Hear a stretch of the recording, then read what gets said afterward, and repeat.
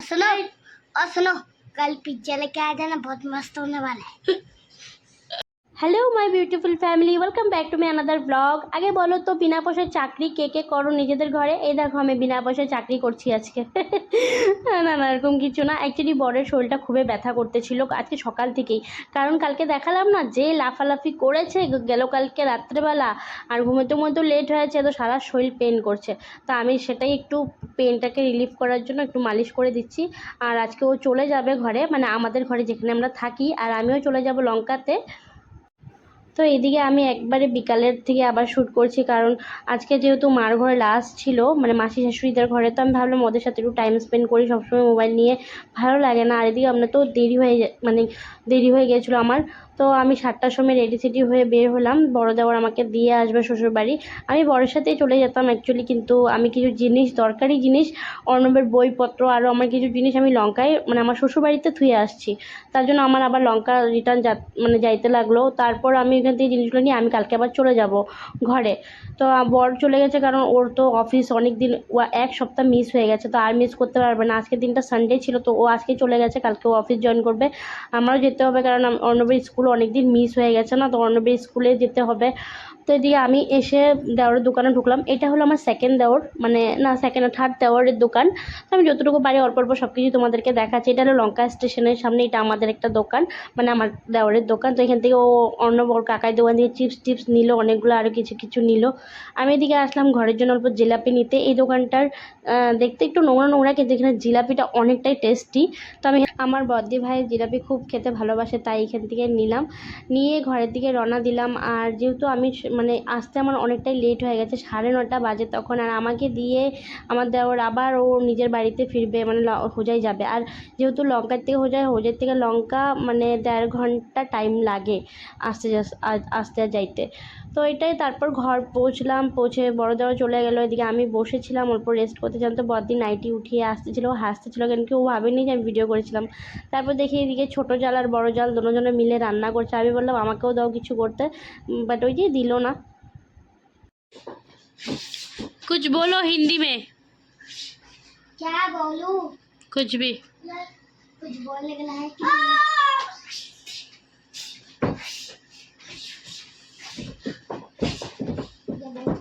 What is your? Where are you, my watch?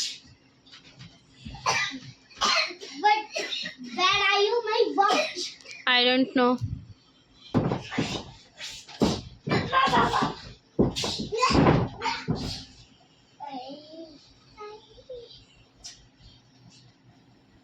Back to मेरी मम्मा की video. तो गाइस आज मैं बहुत टायर्ड। हेलो हेलो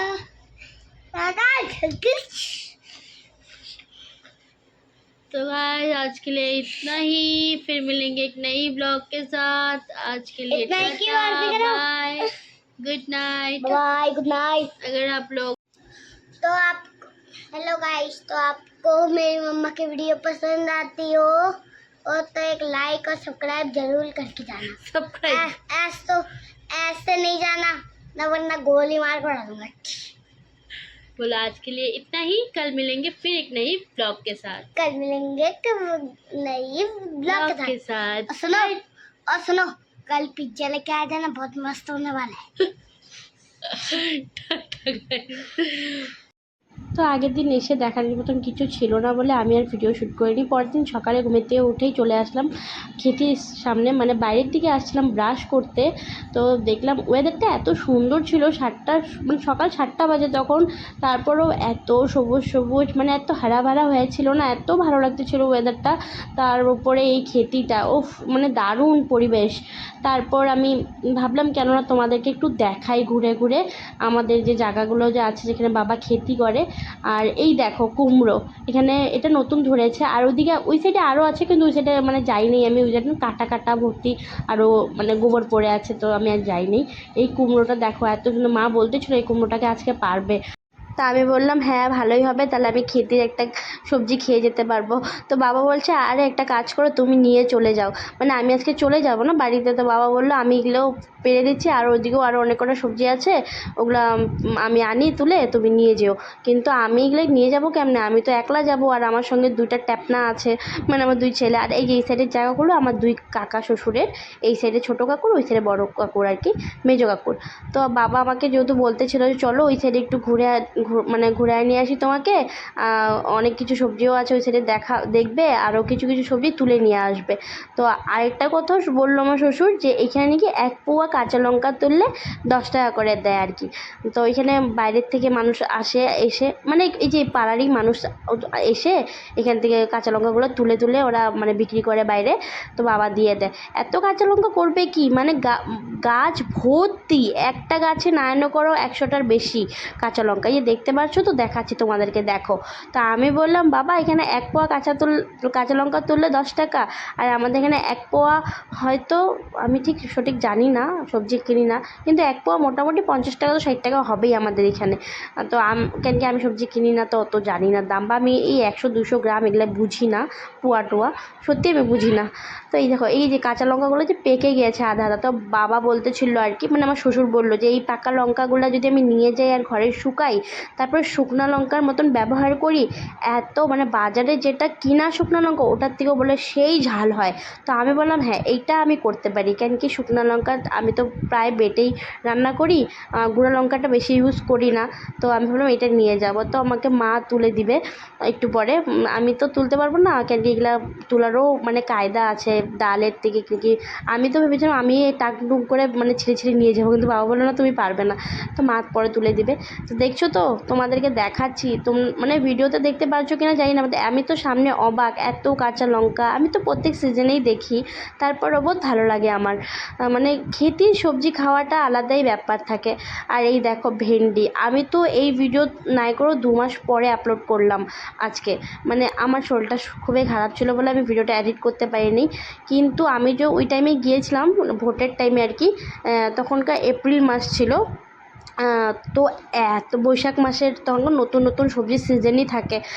ঢ্যাঁড়সগুলা মানে ভেন্ডিগুলো এতটা মানে তাজা ছিল না, সবজি এত ভালো লাগতেছিল গাছের মধ্যে। তো আমি তো এটাকে ভেন্ডিই বলি, আর শ্বশুরবাড়িতে ঢ্যাঁড়স বলে, বাট তোমরা যেখানে থাকো এটাকে কি নামে জানো আমাকে কমেন্টে বলবে তো। তো তোমাদেরকে এই ঘুরায়া খেতে দেখাইতে 1 ঘন্টা লেগে গেছে আমার। তারপর আমি ঘরের দিকে গেলাম, তারপর কিছু খাওয়া দাওয়া করে, তারপর না আমার অনেক কাপড় ছিল, দেখি কি বাচ্চাকে যে আমি যে বিকালে যাব ওদেরকে কি পিনায় নিয়ে যাব, কাপড়ই নেই। তারপর আমি ভাবলাম এই ওয়েদারে যদি কাপড়গুলো আমি ধুই শুকাবে কি না। তো মা বললো তুমি ধুয়ে দাও, ধুয়ে দিয়ে যদি নিচে মানে ঘাসের দিকে মেলে দিই তাহলে নাকি শুকিয়ে যাবে। তো আমি সেটাই করলাম, ফটাফট কাপড়গুলো মানে ধুয়ে দিলাম, তারপর শুকাইতে আসলাম। কিন্তু যে হাওয়া দিতেছিল আমি তো ভাবিনি যে কাপড়গুলো শুকাবে, আর একদিনে মানে 4টা-5টা করে ড্রেস ওদের লাগে। এখানে যেহেতু মাটি না, সব সময় খেলতে থাকে, আর নোংরা কাপড় পরে থাকলেও নিজেরই ভালো লাগে না।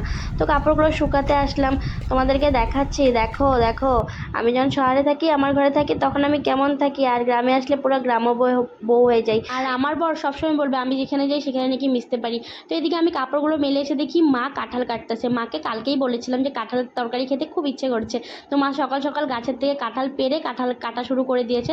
তো মাকে বললাম মা রান্নাটা আজকে আমি করি, আজকে তো চলে যাবো, এতদিন তো কিছু করতে দিলে না, তো আজকে রান্নাটা করে সবাইকে আজকে আমার হাতে রান্না খাওয়াই। তো মা বললো করো, কিন্তু চুলাতে রান্নতে হবে। কিন্তু এই কি বলে তো ফেসে গেলাম, আমি তো চুলাতে রান্না করতে পারি না। তো মাকে বললাম মা আমি চুলাতে রান্না করব, তুমি শিখিয়ে দেবে। তো মা বললো ঠিক আছে তুমি শিখতে চাইলে আমি কেন শেখাবো না।